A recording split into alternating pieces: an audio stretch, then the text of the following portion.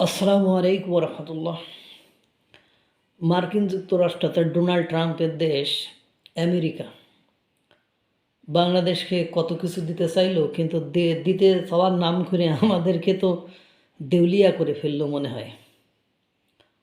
আপনারা তো দেখেছেন এখন মায়ানমারে কি সমস্যা চলছে। যাই হোক, সেটার চেয়ে বড়ো সমস্যা হলো ভিসা। মার্কিন যুক্তরাষ্ট্রের ভিসা বাংলাদেশের জনগণের জন্য অনির্দিষ্টকালের জন্য বন্ধ করে দিয়েছে মার্কিন যুক্তরাষ্ট্র। অথচ যাদের সাথে আমাদের বৈরিতা শত্রুতা, সেই ভারতের কিন্তু বন্ধ করে দেয় নাই। বন্ধ করে দিয়েছে বাংলাদেশের, পাকিস্তানের, আফগানিস্তানের, এদেরকে বন্ধ করে দিয়েছে। নেপাল, ভুটান, এদেরকে বন্ধ করে দিয়েছে। মানে সবচেয়ে অবাক এবং বিস্ময়ের ব্যাপার হলো মার্কিন যুক্তরাষ্ট্র এই যে আমাদেরকে একটা ফকির দেশের তালিকায় ফেলে দিল, যে এদেশের জনগণ সে দেশে নিয়ে ডোনেশন নেয়।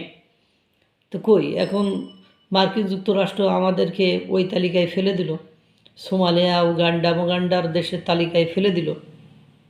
আমাদের তো এখন আন্দোলন করা উচিত। যারা বিশ্বে চোখে চোখ রেখে মাথা উঁচু করে বাঁচতে চায়, তাদেরকে তো এই বিষয়ে আন্দোলন করা উচিত যে মার্কিন যুক্তরাষ্ট্রের এত বড় সাহস কী করি হয়। যেমন আপনার ভারতের হাইকমিশন যখন বাংলাদেশের ভিসা সেন্টার বন্ধ করে দিল, যে সাময়িক কালের জন্য স্থগিত করেছিল বা বন্ধ করে দিয়েছিল খুলনা, চট্টগ্রামের যে ভিসা সেন্টার উত্তেজনার কারণে, তখন বাংলাদেশের হাইকমিশন ভারত থেকে ভারতীয়দের জন্য ভিসা বন্ধ করে দিল, মানে রিভেন্স হিসাবে। তো এখন আসেন একটু মার্কিন যুক্তরাষ্ট্রের চোখে চোখ রেখে কথা বলি, তাদের সাথে চুক্তি যেগুলো আছে ওগুলো বাতিল করি। আসেন না, তাহলে না বুঝবো যে আপনার বুকের পাটা, মানে বুকে জোর আছে, আপনি আসলেই ন্যায্যতা চান, আপনি আসলেই মানে চোখে চোখ রেখে কথা বলার বা কাজ করার মতো সাহস আছে। এখন আপনার 20% ট্যারিফ, মানে যা ভারত যেমন শুল্ক 50% চাপিয়েছে, তারপরও দমে যায়নি। তারপরেও চোখে চোখ রেখে ডোনাল্ড ট্রাম্পের সাথে ডিল করে যাচ্ছে, কথা বলে যাচ্ছে, আলাপ করে যাচ্ছে। তাহলে এখন আপনি বাংলাদেশের মানুষ চোখে চোখে রেখে কথা বলবো কার সাথে? শুধু ভারতের সাথে? আমি তো তাই দেখছি। আর কোনো রাষ্ট্রের সাথে আমি এই সিনারিও তো দেখতে পাচ্ছি না। পাকিস্তানের সাথে তো দেখতে পাচ্ছি গিয়ে আপনি চীনের সাথে তো দেখতে পাচ্ছি না। শুধু ওই ভারতের ক্ষেত্রে মানে শত্রুতা সৃষ্টি করার জন্যই কি আমরা এটা করেছি? আবার দিন শেষে যেই দেখলাম যে সবচেয়ে বেশি আমদানি আমরা সেই মানে যাকে থ্রেট দিচ্ছি, যার সাথে চোখে চোখ রেখে কথা বলার হুমকি দামকি দিচ্ছি, তার দেশ থেকেই সবচেয়ে বেশি আমরা কী করতেছি? আমদানি করতেছি। বাস্তবতা কঠিন, জটিল এবং দুর্বোধ্য। আসেন না, ভিসা বন্ধ করে দিয়েছে আমরা মার্কিন যুক্তরাষ্ট্রের পাবলিকের ভিসা বন্ধ করে দিই, দেখি না। আমি তো চাই যে হোক, মানে ভারতের সাথে যেমন হয়েছে তো হোক না, একটা খেলা হয়ে যাক, মার্কিন যুক্তরাষ্ট্রের সাথে একটা খেলা হয়ে যাক।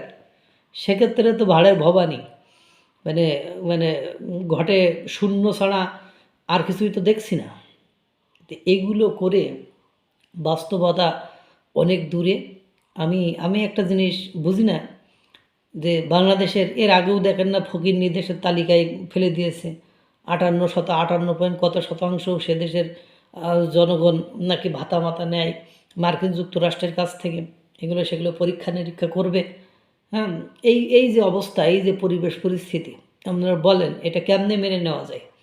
যে বাংলাদেশের পাকিস্তানের সাথে ভিসা বন্ধ করে দিল। হ্যাঁ, বাংলাদেশের তো উচিত কি, যদি চোখে চোখ রেখে কথা বলা বা সেই ধরনের সাহসিকতা থাকে, তাহলে শুধু একটা দেশের সাথে তাহলে হবে না, সব দেশের সাথে চোখে চোখ রেখে কথা বলতে হবে। এমনি তো আমাদের দেশের যে অবস্থা বর্তমান সময়ে এসে, সেটা বলার অপেক্ষা রাখে না। এই যে পরিবেশ পরিস্থিতিতে আমাদেরকে বুঝতে হবে যে এগুলো বৈরিতা এবং পাবলিক মানে খায়, মানে পাবলিকের মিথ্যা আশ্বাস, পাবলিকের বোকা বুঝায় পাবলিকের ক্ষতি করে, সাধারণ জনগণের ক্ষতি করে। সাধারণ জনগণ ভালো নেই, আপনি যতই বলেন না কেন, সাধারণ জনগণ ভালো নেই, আমরা ভালো নেই।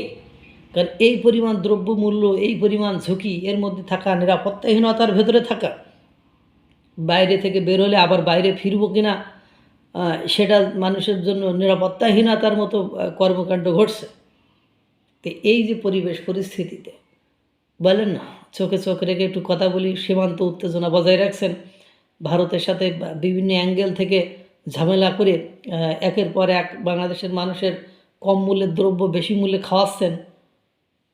তো এইগুলো কি ঠিক আছে? বুকের পাটা থাকলে এবার মানে ভারত কেন এবার মার্কিন যুক্তরাষ্ট্র ভিসা বন্ধ করে দিয়েছে। মার্কিন যুক্তরাষ্ট্রের সাথে চোখে চোখ রেখে মার্কিন যুক্তরাষ্ট্রের ভিসা সেন্টার বন্ধ করে দেন, হাইকমিশনে মানে ঘেরাও করেন। তাহলে না বুঝবো বাংলাদেশের মানুষের আসলেই মানে আজাদি হওয়ার মানে ইচ্ছা জেগেছে এবং আজাদি হওয়ার গুণ কোয়ালিটি এবং এগুলো আছে। আল্লাহ তাআলা সকলকে ভালো রাখুক, সুস্থ রাখুক। আসসালামু আলাইকুম ওয়া রাহমাতুল্লাহ।